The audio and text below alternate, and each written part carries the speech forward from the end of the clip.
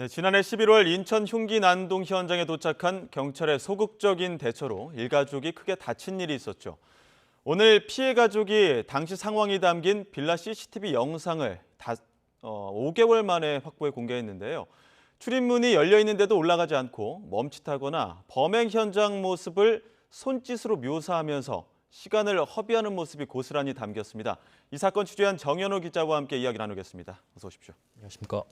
일단 이 문제의 CCTV 영상에 어떤 모습들이 담겨 있는 거죠? 네, 일단 보시면 오늘 오전 피해자 가족이 기자회견을 열고 해당 영상을 공개했습니다. 지난해 11월 15일 오후 5시를 넘긴 시각에 흉기 난동 사건이 있었습니다. 지금 영상이 나오고 있는데 일단 밖에 위쪽에서 나오는 소음을 듣고서 경찰과 아버지께서 이렇게 올라가시는 겁니다. 보시면 해당 여경이 안쪽으로 내려가는 듯한 모습도 보이고 있는데요. 둘은 이렇게 현장을 이탈하게 되는 겁니다. 네, 밖에 나와서 이렇게 제대로 된 대응을 하지 않아 피해가 커졌다고 피해자 가족들은 주장하고 있는데요. 보시다시피 여경이 바깥으로 나오는 모습을 보고 있으십니다.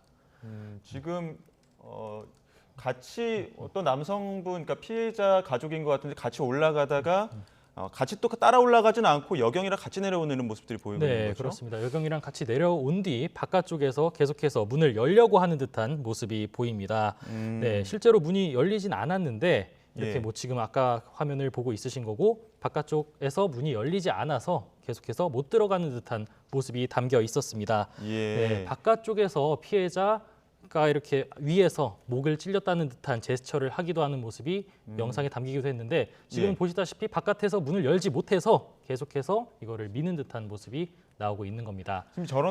지금 저 상황 때문에 시간이 허비된 것들도 있을 거고 정확하게 지금 바깥에서 어떤 상황들이 있었는지는 이 CCTV 보면서 가족들이 알게 된 거죠? 예, 그렇습니다. 그렇게 알게 된 건데 지금 보시다시피 바깥쪽에서 계속해서 못 들어가고 이제 뒤늦게 여경과 남경이 들어가는 모습을 볼 수가 있습니다.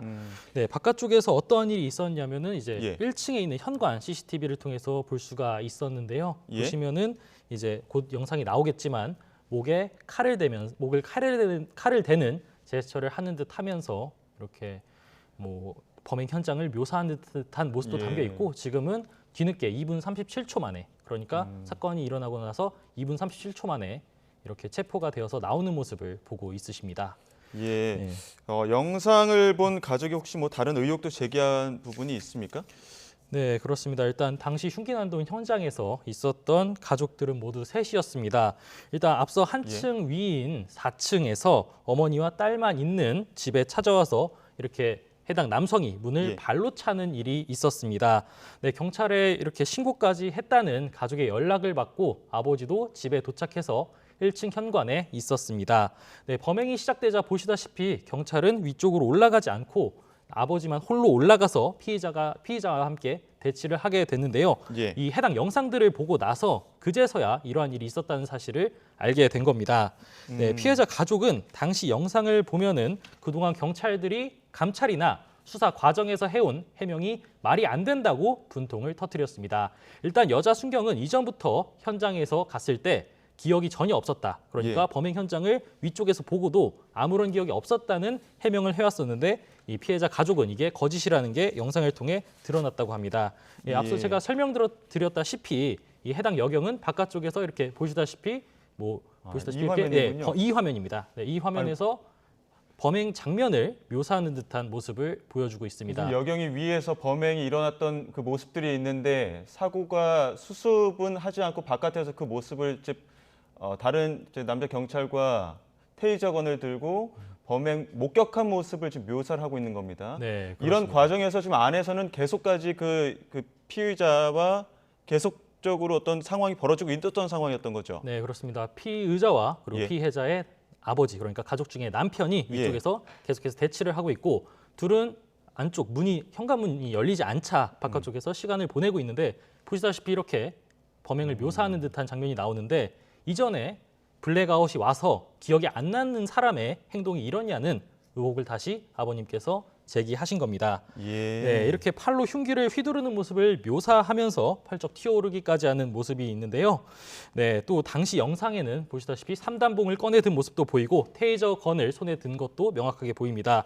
네, 장비가 없는 피해자가 범행이 있었던 3층에 직접 올라가서 피의자를 제압하는 동안 경찰들은 이렇게 뒤늦게 와서 피해 상황이 커졌다고 가족들은 울분을 토하고 있습니다. 예, 그런 모습을 실제로 목격한 경찰이라면 보다 확실하고 좀 더 신속한 대처가 필요하지 않았을까 이런 뭐 아쉬운 마음도 들긴 하는데 이제 영상을 본 가족들이 이야기한 부분들 중에 하나가 여경이 바디캠을 차고 있었느냐 이런 여부 아닙니까? 네, 그렇습니다. 바디캠이 중요한 이유가 제가 예. 해당 현장에 있는 빌라를 가봤는데 예. 현관 쪽에만 CCTV가 있고 3층, 4층 위쪽에는 CCTV가 전혀 없습니다. 그래서 여경이 차고 있는 이 바디캠, 그러니까 출동한 경찰이 몸에 차고 다니는 카메라가 굉장히 중요한 단서가 될 텐데요. 예. 피해자 측은 이렇게 그날 출동한 경찰들이 부실 대응을 은폐하려고 몸에 부착해 놓은 바디캠에 담긴 영상을 미리 삭제해뒀다는 의혹도 오늘 기자회견에서 제기했습니다. 예. 네, 당시 CCTV 영상을 이렇게 보면은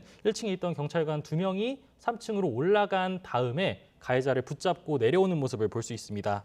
네, 걸린 시간이 3분 정도가 되는데 피해자 측은 경찰관이 3층에서 나타나 기절한 가해자에게 수갑을 채우고 연행하기까지는 한 1분 30초 정도밖에 걸리지 않았다고 주장하고 있는데요. 예. 그럼 나머지 시간 동안에 무엇을 했느냐에 대해서 의혹을 제기했는데 경찰관 2명이 당시 부실 대응 정황이 담긴 바디캠 영상을 그때 삭제한 게 아니느냐 이런 의혹을 제기했었습니다. 예. 네, 그래서 일단 김순경은 사실 방금 보셨던 이 위층에서 내려오는 이 여경은 경찰 자체 감찰에서 바디캠 영상이 있느냐는 질문을 받은 것으로 알려졌고 용량이 꽉 차서 삭제했다고 답했던 것으로도 이렇게 파악이 됐습니다. 네, 결국에는 바디캠 영상 구하진 못했었고 이 5달 만에 CCTV 영상을 구했는데 이 CCTV 영상을 구하는 과정도 가족들의 노력이 상당했을 것 같아요. 네, 그렇습니다. 저도 범행이 있고 나서 지난해 11월부터 계속해서 CCTV를 구하려고 노력을 했었습니다. 예. 해당 주택도 찾아가 보고 경찰에도 연락을 했었는데 일단 저는 못 구한 상황이었고 예. 마찬가지로 가족들도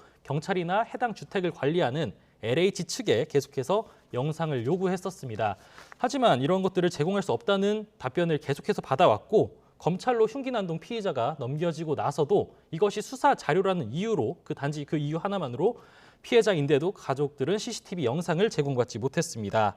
네, 피해자 가족들은 결국 국가를 상대로 이렇게 본인들이 당한 피해를 배상을 하라라는 예. 민사소송을 제기하고 나서 그제서야 해당 영상을 이렇게 받을 수가 있었습니다.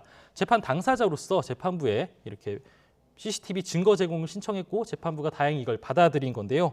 가족들로서는 사실 이러한 문제를 일으킨 위층에 사는 피해자가 정말 미울 수밖에 없는데 예. 사실 그동안 이 영상을 보고서 부실 대응한 경찰들에 대한 그런 분노감이 훨씬 더 커졌다고 합니다. 피의자보다 경찰이 더 밉다. 이러한 입장을 저랑 통화하면서도 계속해서 말씀하셨었는데요. 일단 경찰이 이러한 자료를 가지고 있었는데도 피해자에게 제공하지 않고 자신들의 잘못을 숨기기 급급했다는 마음이 큰 것 같습니다. 예. 네, 가족들은 경찰의 부실 대응으로 자신들의 삶이 송두리째 바뀌었다고 여러 차례 울분을 토했습니다. 일단 있어서는 안 될 사건이 일어난 건데 그렇기 때문에 정든 집에서 이사를 나와야 했고요. 예. 남편도 피의자와 다투다가 팔 쪽에 커다란 상처를 입었고 딸도 흉기에 크게 다쳐서 병원을 다니고 있습니다. 예. 네, 지금- 가장 크게 다쳤던 거는 당시 의식을 잃었었고 중환자실로 옮겨진 50대인 부인인데요. 예. 지금은 위중한 상태는 벗어났다고 하는데 머리를 많이 다쳐서 지금도 병원을 오가고 있는 건 마찬가지 상황입니다. 마지막으로 지금 이 사건 수사 상황 그리고 검찰은 어떻게 진행이 되고 있습니까? 네, 위층에 살고 있었던 피의자는 지금 구속된 채 재판에 넘겨졌습니다. 지금 공판이 2번째 이어졌었는데요. 예. 네, 어제 바로 그 2차 공판도 있었고 그동안 부인에 대한 살인 미수 혐의는 인정을 했었지만 남편과 딸을 공격했다는 혐의는 모두 부인했습니다. 그리고 또 남편이 오히려 몽둥이 같은 것으로 자신을 위협을 해서 이러한 사건이 일어났다고 주장한 것으로 재판 과정에서도 확인이 됐습니다. 예. 네, 일단 흉기 난동 사건 당시 부실 대응했었던 경찰들 역시도 문제가 될 텐데요. 일단 징계위원회를 거쳐서 경찰에서는 해임된 상황입니다. 하지만 해임에 불복하면서 소청 심사를 제기한 것으로도 파악이 됐었는데 네, 인사혁신처 소속 소청심사위원회가 이를 거절한 상황입니다. 별도로 시민단체의 고발로 두 경찰의 직무유기 혐의, 그러니까 예. 제대로 해야 할 일을 하지 않은 혐의에 대해서도 수사가 경찰에서 이어지고 있습니다. 또 피해자 가족도 인천지방검찰청에 별도로 특수 직무유기 혐의로 이 두 경찰관을 고발했는데요. 예. 일단 피해자 가족들은 이번 영상을 공개한 게 경찰관 개인의 일탈을 지적하고 그 경찰을 처벌하기 위해서가 아니라 시민의 생명과 안전을 지키는 데 소홀했던 경찰 조직에 경각심을 주고 싶다며 피해자 가족으로서 근본적인 변화가 필요하다고 기자회견에서 거듭해서 지적했습니다. 예, 영상을 보고 나니까 아쉬운 마음이 더 큰데요. 다시는 또 이런 일이 있어서는 안 될 것 같습니다. 지금까지 정현우 기자와 함께 이야기 나눠봤습니다. 고생하셨습니다.